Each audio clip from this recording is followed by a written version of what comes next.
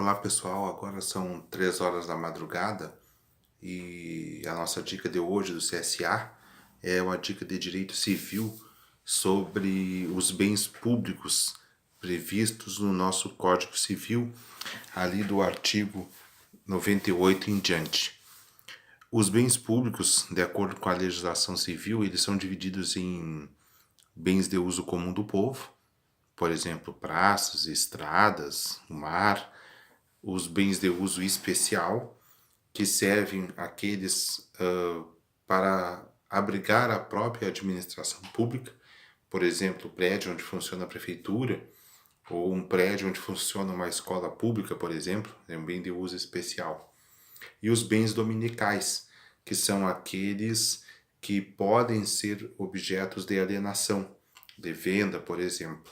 Tá?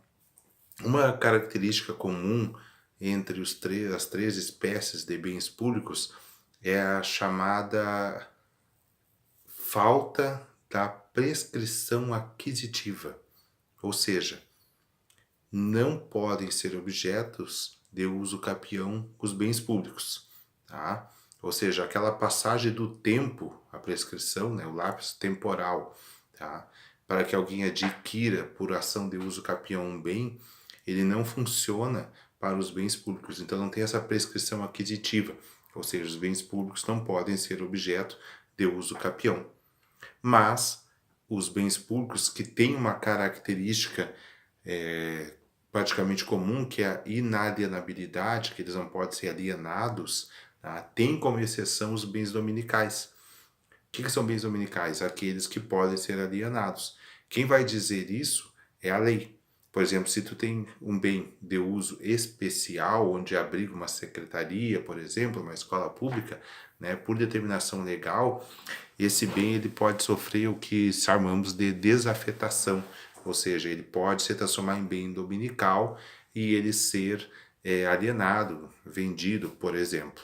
Tá? Então, a classificação aí dos bens públicos segundo o Código Civil, bens de uso comum do povo, né, que em regra é gratuito, mas podendo ser oneroso.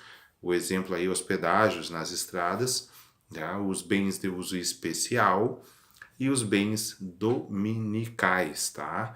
E, em regra, as características comuns aí dos bens públicos é a inalienabilidade, a imprescritibilidade e a impenhorabilidade, tá? Sendo que os bens considerados dominicais, eles podem ser alienados, ok? Então hoje essa é a dica aí de direito civil do CSA. Avante!